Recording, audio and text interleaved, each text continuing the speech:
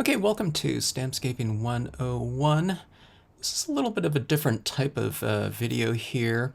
What I had was someone sign up for private classes with me, and the thing that they wanted to do was they wanted to improve kind of the continuity and flow within their compositions. Now, this isn't a beginning stamper. They're kind of intermediate with certain types of techniques, advanced with other types of techniques, but they were playing around with different types of media, and they wanted to know how to apply it to their landscapes that they were working in. So, without further ado, let's go into the first scene here. Now, what I had them do was, I had them when I found out what they wanted to do, the class that I designed for them was to stamp out about 4 scenes. And I wanted them to finish them off the way that they've been doing with the different types of applications, media, and services. And to also do another one that was incomplete so that potentially I would show them a different way to do the composition. And then they were to do that twice. So they'd have 2 complete ones and 2 unfinished pieces. And then we would work on them together during the live Zoom class, okay? Now, this is the first one right here, okay? And this is a piece in, I think it was dye, alcohol, and acrylic paint pen dots on glossy cardstock, okay? So what we have here is a group of the baby sea turtles going out to sea right here, and then we have the night sky with the full moon with the beams coming down. They took my light beam class in the past, and I think this is looking really good. But what we have here is this area up here. This is like 3 areas basically to this composition. We have the sky, and then we have the water, and then we have this area down here in the sand where the baby sea turtles are going out to water. And it's looking pretty good, you know. The things that she has going for this composition in terms of continuity, there's a common texture between this area up here with the white dots and this area down below. All 3 of them have lighting in here, illuminated area right here, an illuminated area on the water, just a little bit of a peekaboo area right here where the water is a little bit lighter, and then the area down below, so that we have 3 areas of illumination and 2 areas of common texture right here, okay?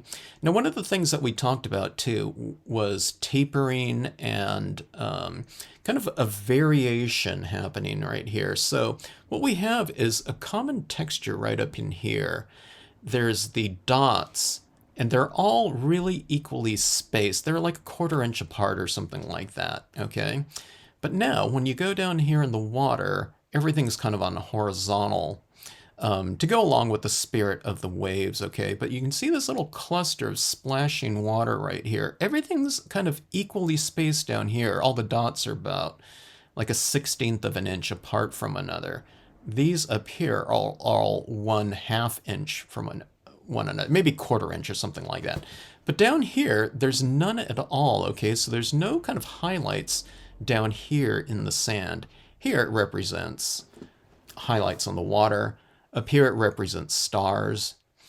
And that's one of the things that this piece is kind of struggling with, unless we wanted to do something where we really wanted to emphasize the difference between these areas, okay? In terms of the textural patterning, okay? So one of the things that I suggested, I'll show you the my kind of solution to this piece right here in terms of strengthening continuity.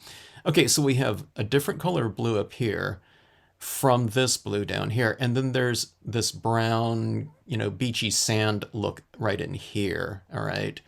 So these areas right here aren't really connected via hue. They're connected a little bit via texture, but the textures are very different here. And again, no textures down here. So let's go to my solution right here and let's see what if we can see some differences. Okay, so right in here, what we can see now, let's start off with color.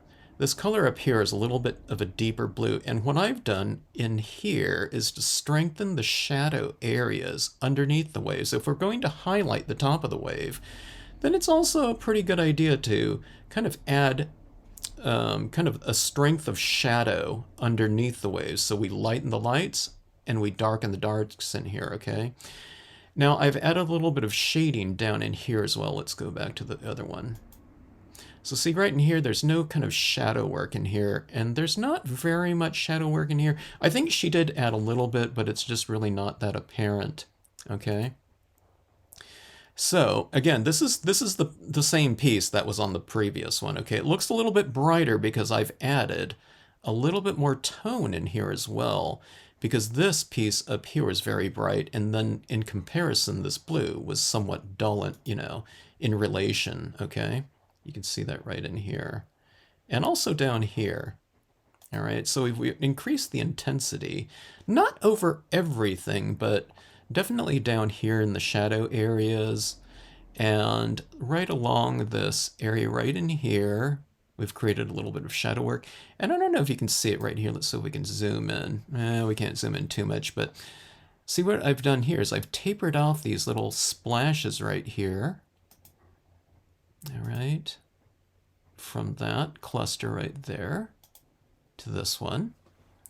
And then, if we can see down here, I've added those same little sparkly highlights down in the sand area, okay?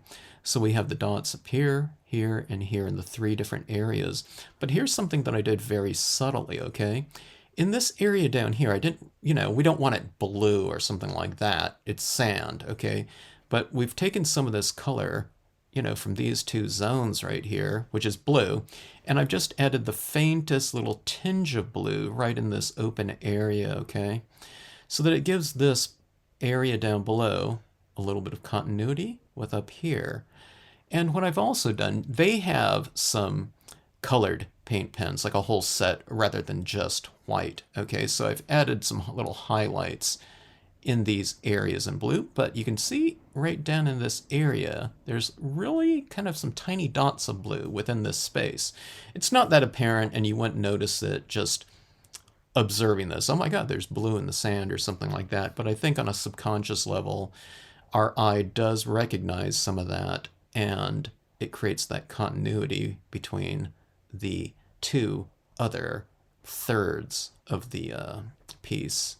All right. Now, one of the things that, you know, is creating continuity here too is we have these light beams going through all 3 zones. All right. And I think too, okay, so here's another thing that I did. Right up here, we darkened in this area a little bit on the upper left and right and bottom left and right corners. Okay, so you see this right here, darker right here. And that closed in the piece a little bit more in terms of composition. Okay, so that's what it looks like right there. See how this is like wide open right up in here? And see up here, it's kind of this rounded form. In here, it's a little bit rounded because we have these areas like this. It's naturally in the design, but it's also darker like this, okay? But right in here, it's more rectangular. It is kind of, you know, we are rounding off a little bit with the bushes right here. You can see this kind of more rounded form right here, but what I did was I made this more of an oval-shaped lighting structure, okay? So we darkened in like right in here, here, here, and here to make it kind of the same kind of lighting structure or vignette structure as the 2 other sections. So you can see this darker right here and here, darker right here and here. It's very apparent. Now, these aren't just, you know, the things that should be done, okay? I'm just, you know, when we were talking about it, I was just showing them the things that you can do to bring more continuity into the pieces. So it's things like intensity, you know, bringing more intensity, similar intensity into all 3 areas, similar textures again, and similar colors. There's other things like that we can do with, white pigment ink or something like that. But she had it, covered pretty well in here in terms of the beams. And down here, there's a little bit of that pigment ink, white pigment ink over some of these turtles, making some a little bit lighter and some a little bit darker like that. Okay, let's go into the next piece. Okay, now right here, this is a really great composition when we have some lighting up in here. We have some variations in the sky. But again, see this area up in here, there's not too many of these colors, if any, in this zone, in the trees, rocks, down in the water. Even these blues are very different than this blues up here. It's very light. And then we have these rocks right here. It's good that these rocks right here are on the other side of the lake, but she's created continuity with the browns and grays within both sides, which is really good. And then there's also some continuity between these browns up here in the mountains. They're not so brown like this because they're more distant, okay? But here again, this piece is looking really good to me, and it's not something that, I would look at and say, oh, this thing needs something. But she's at a point now where she was looking at it and saying, okay, I want to, improve this piece in terms of, again, kind of flow, okay? So flow throughout the piece, again, we want to create these relationships between the different objects, different distances, and different spaces here. Okay, so we have these mountains here. They're very different from the sky, very different from this meadow in between, this background meadow and this mid-ground lakeside cove here, and the foreground right here. So we're looking at 1, 2, 3, 4, 5, 6, 7 different kind of layers in here, okay? So we want to strengthen the layering between all, different areas. Everything doesn't have to be related to one another, okay, in terms of common colors and everything like that. But we want to strengthen the relationships within these areas a little bit more to at least one or two other areas, okay? So I'll show you some of the solutions that we came up with for this one. Okay, let's take a look at one of my favorite parts of this piece was, we added colors and things like that. Well, let's talk about colors, I guess. So let's take a look at these mountains in the background and these grays right in here. Okay, so we have 3 zones of gray. 1, 2 here, and 3 down in here, okay? Now remember what I talked about. There weren't a lot of these blues in other areas, okay? So right in here, I don't know if you can see that little tinge of blue right in here. It's barely discernible, okay? But see it down here in the shadow areas, very subtle, but there's this little tinge of blue. And see the right here? There was a little open area on this rock right here, so we've taken the blues from right in here. It's not the same intensity of blue, but it's the same hue that's going on up in the sky and water. Now we have it on these mountains in a very subtle way. See it right in here? And plus it makes those grays look a little bit richer. It's kind of added a cool kind of spectrum into those rocks. So we have cools and warms as well as the neutrals, okay? So let's take a look at that again. You can see it right there. And let's take a look at these, our color transitions in here.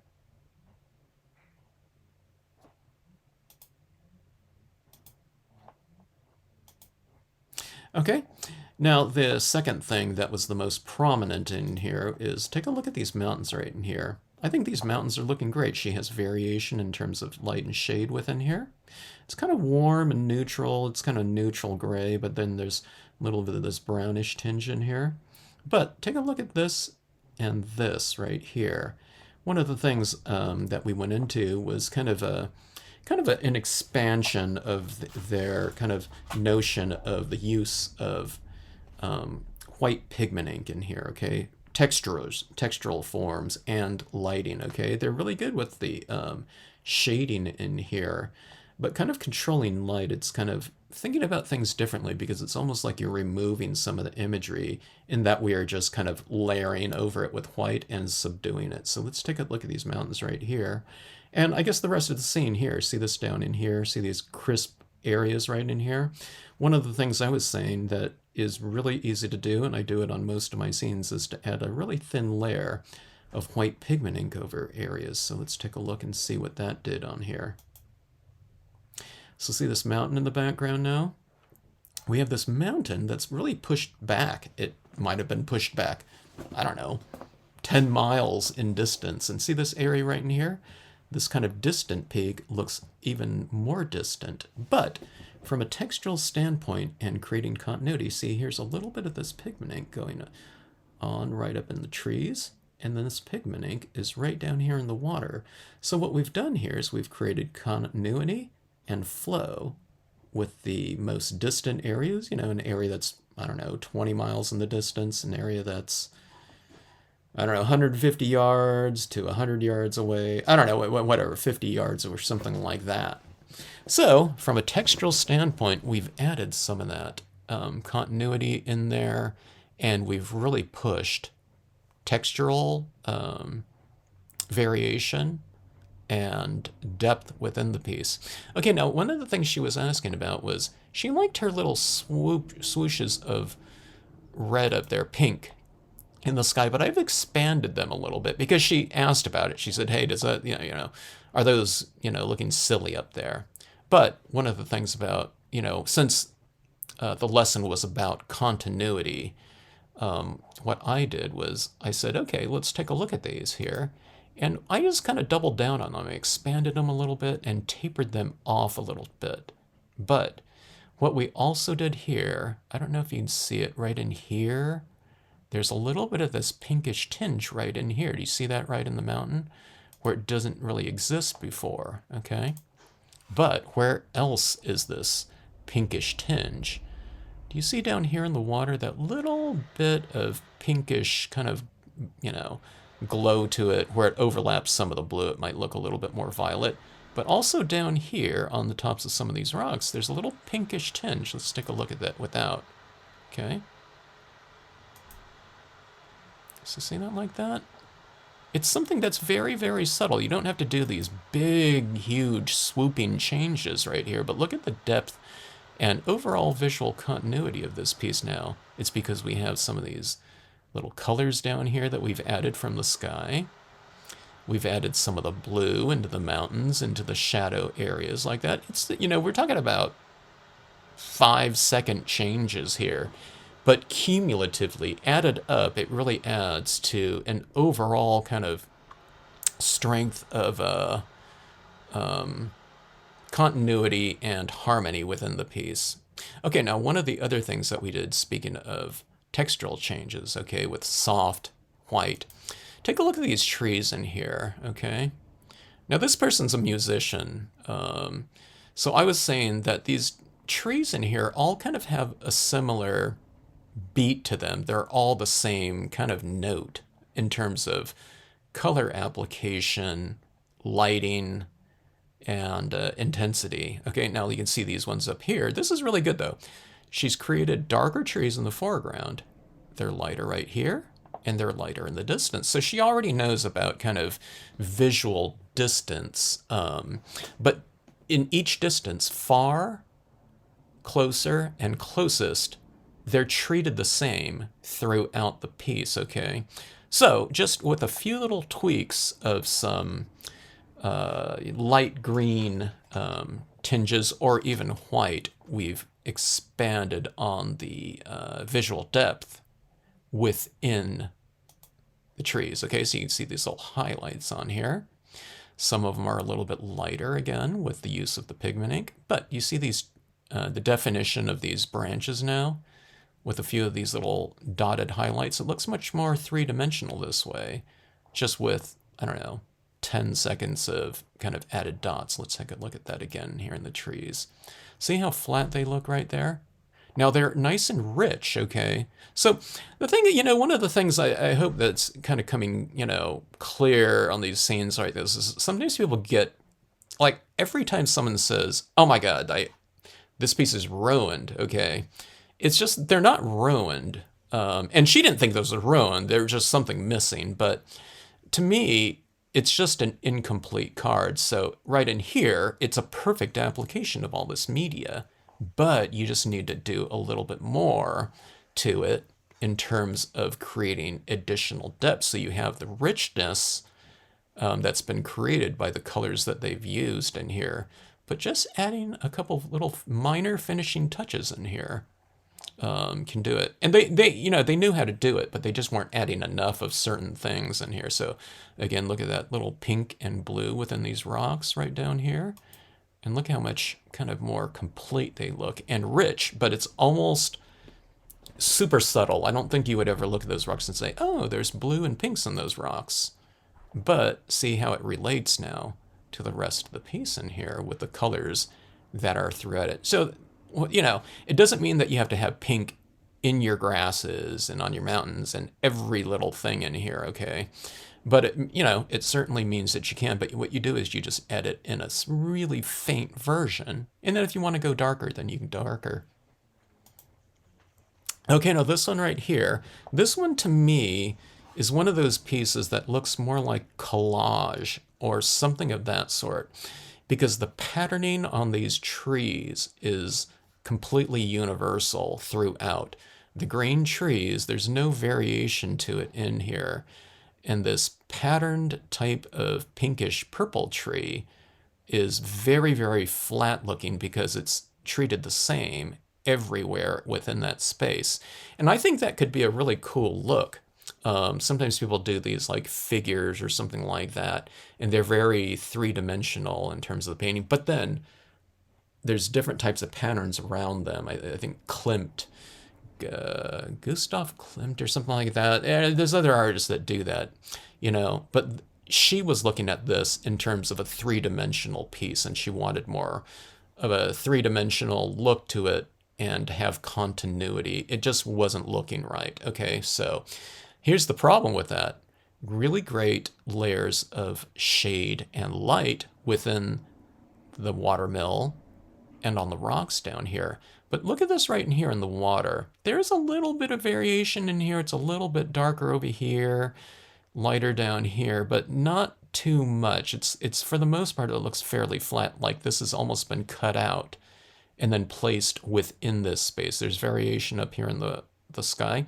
Now, again, we could use that for a certain type of effect. Like if you want to emphasize something, then you throw something in there that's different looking from its surrounding areas. But if you're going to do that, do it purposefully and really double down on kind of that notion. But again, they weren't necessarily going for that. They wanted to have the dimensions in here. So what do? We have to add dimensions into these trees so some areas look a little bit different than the other areas, okay? Just like there is going on in the mill and the rocks. There's lights and darks in here. There's no lights and darks throughout here. It almost looks like a polka dot fabric that's been placed in there. And again, I think that could be a really cool look, but you just have to double down on kind of that kind of notion and approach to the piece. But so what I did down here to bring, again, continuity to this piece was we went into here, the different areas right in here. Let's start off with the painted areas. So there's more lighter tones within this piece, and it's not treated exactly the same from top to bottom, left to right, okay? Same thing with the purples. And then in the water especially. But what we've done is we've rounded our forms out more with more paint pen work up here and more color work in here. I think we mostly use colored pencils on this one. All right, so this is the piece as it was received, and this is my kind of tweaks on it. And again, as I'm doing it, they're doing it at their home. They're adding on those tweaks into their pieces. Okay, so you can look at it right here. Look at the variation now throughout here in this water. Look at the shadows within this areas up here. So I put more shadows at the base of the rocks right in here. Okay, so I've just kind of tweaked that, even little shadow areas back in here. And look what it did to that water. Okay. So a little bit of shadow work, and look at my shadow work up here. We've added, some increased shadow work in the watermill as well. See this right here? I didn't do too much. It didn't need too much. She already rendered it really nicely. Okay, so there's the watermill. Now let's look up in these trees right in here, okay? Now it was already heavily patterned, so I couldn't like remove something, but that wasn't really the point of it. I just wanted to tweak it like that, so you can really see some variation within the green areas and in the purple areas, okay? So I've added a little bit of white dots in certain areas within these spaces. Okay, but the biggest thing that's going on in here, again, it's the white pigment ink. The white pigment ink is coming over the top of this area in here. And areas that where there was a little bit of a peekaboo space, like right here, you see it's the white of the paper like that. I use that as an opportunity to have light coming through those areas. So we have this texture right here at the base of the mill. It's in the foreground right here, so it's foreground, midground, kind of background right up here. So we have a common texture and lighting convention going in through all these spaces right there. So we're kind of adding continuity to this piece through lighting and texture, okay?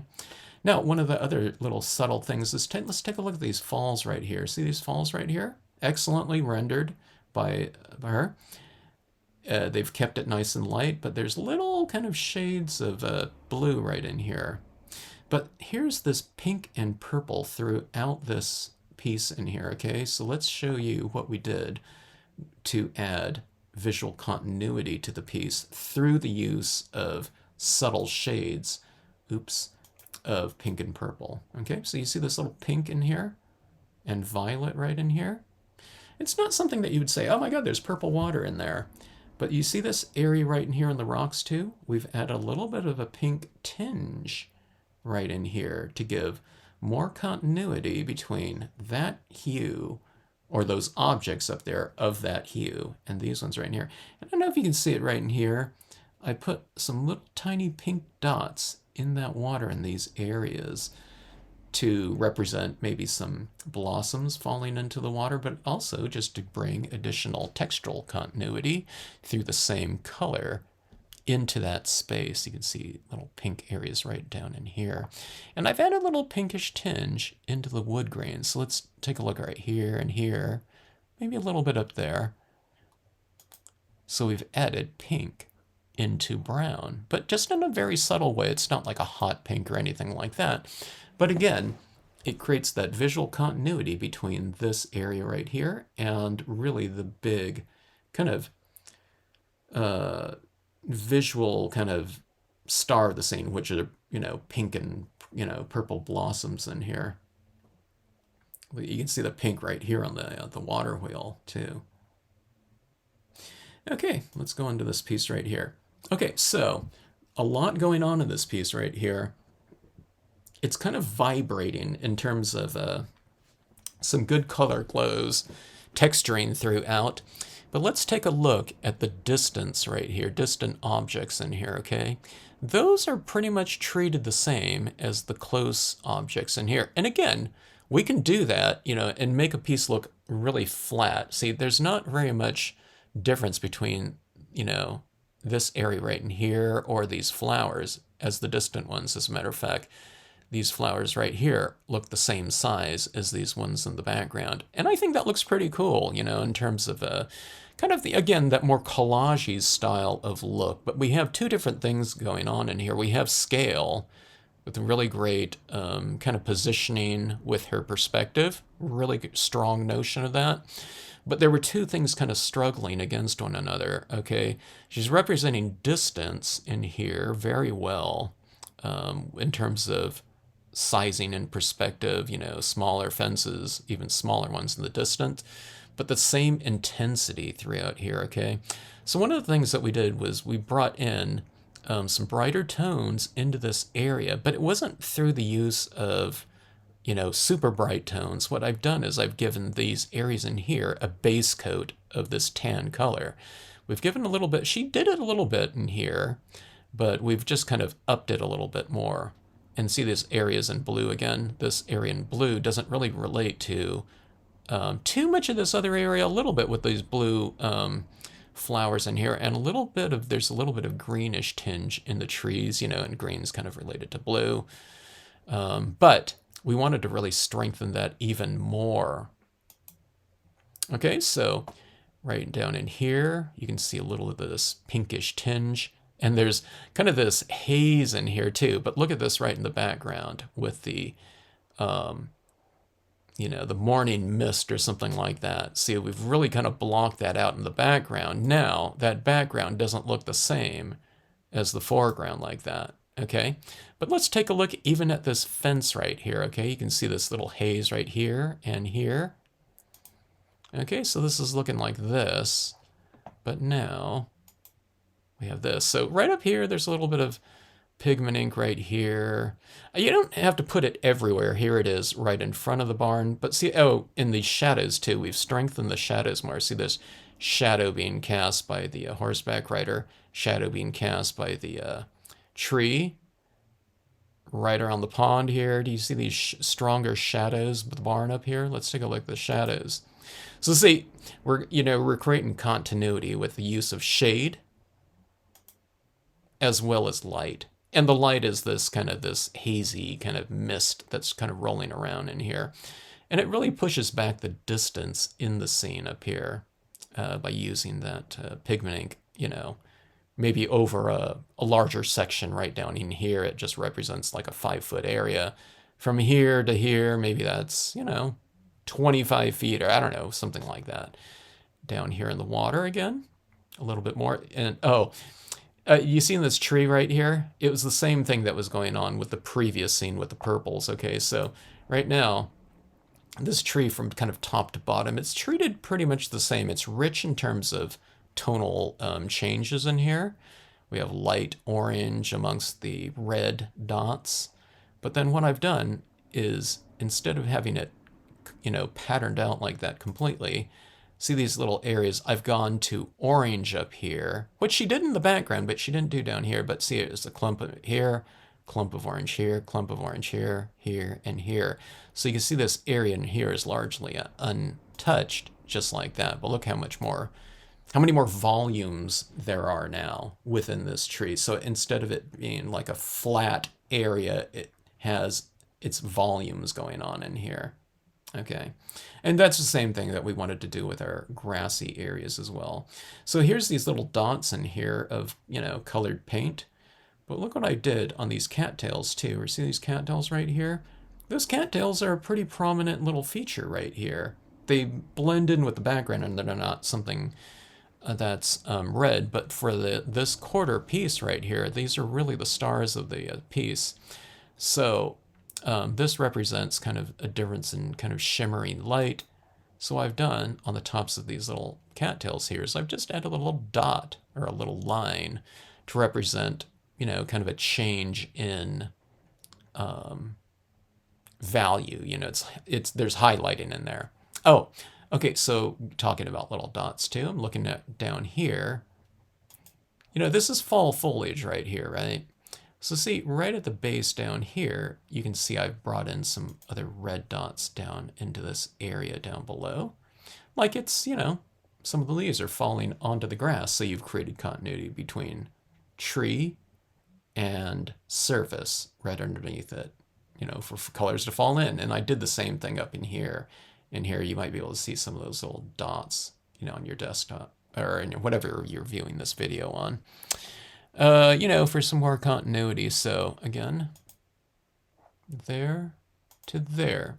So, I mean, the whole point of this class too is not to go around and change someone's style. Like, okay, you did it this way. Here's my style. Do it this way. And you know what I mean? We want to work within each person's kind of own kind of aesthetic inclinations, okay, or process inclinations. And, you know, clearly there were, you know, some things that probably appeal to them in terms of, you know, how things are looking in terms of pattern and strength of pattern. But again, to create, you know, some additional flow, we worked around those inclinations and processes, and we've just tweaked it. So, you know, right here, all these pieces that we were looking at right here, they saw as being, you know, step 10 in the process of 10 or something like that. Okay. So we've gone in and we've added maybe 3 more steps into it, but they weren't big steps like we're redoing an entire section. Often it's times just kind of extending certain things, extending the value range, from lights to darks, adding more lights and adding more darks in the shadows. Okay, highlights and shadows or textures. Yeah, that one really pushed that mountain in the background. But yeah, these little techniques like this, the mountains in there. If I just, colored a little bit of blue in there and pink up over the top of it and added this white in there, we're talking about like a 30-second type of application. Now, as we were doing it, it took longer than 30 seconds because I was telling her about the different concepts and things that they could do. And, it was all within everything that they already had, too. They already had white pigment ink and had been applying it to their pieces. But I was just telling her to kind of, up the ante as far as the usage of that goes. But look at the strength in that water. Look how much more vibrant that water is, too. And so, again, with the water, too, okay, I wasn't doing purple water down here, but you see how intense this purple is up here? It's a very intense purple. It's almost like a magenta. Okay, but now, see, this water here isn't necessarily purple, but I've brought this water area up to the intensity level of these trees in here, okay? But it's just in a different color. So, but it matches the intensity and value of it. It's a dark, bright blue to match the dark, bright purple up here, okay? All right, so anyways, that is it. So if you're ever kind of curious about it, I always tell people, but no one ever takes me up on it. 2 people did in the past. So sometimes people run into problems. They say, oh my God, and I know what it is. They're I think they're embarrassed. They don't want to send their pieces in because they don't think it looks good. But anytime I've ever looked at a piece by someone that thinks that they have gone kind of off the rails into an area that ruined their piece, okay? It's never looked like that to me when I've received it. It always just looks like, okay, if you do like 3 more things onto it, it'll completely finish it off really nicely. But they're kind of judging their piece. It might even be midway through. Sometimes it's like these pieces, it was like 90% complete, 95% even. But it can be those little tiny touches that kind of brings the pieces together, and it can be in a very easy style of application. Oftentimes in my pieces, I mean, it just depends on what media I'm working with. But a lot of times, my pieces don't look ready, don't look done to me, or don't even come together at all. Sometimes until step 10 out of 10, or whatever, 50 out of 50 or something like that, where step, 47, it still looked like, it wasn't really, there wasn't that continuity and flow like they were talking about. So anyways, I'm going to send these pieces back to them and they can take a look because, some of the finer little, points that I was kind of describing to them. I don't know if it was really reading on camera, you know what I mean? With whatever monitor that they were looking at, but they can see kind of the fine-tuned little areas within spaces or little dots of red underneath a tree, something like that will be a lot more apparent. But this is really fun for me. So yeah, if you ever have any problems, it doesn't have to be in a one-on-one class either. You can just send your piece over to me, or you can just upload it, show it to me. Here's this link, or hey, what can I do to this piece? And I can just kind of explain it to you in an email form or something like that. Or if you want to send those pieces in to me, I can finish them off for you and I can send them back, and you can take a look and see what changes took place and what you think about the new final result. Okay, so anyways, thanks so much for watching, and hope you enjoyed it.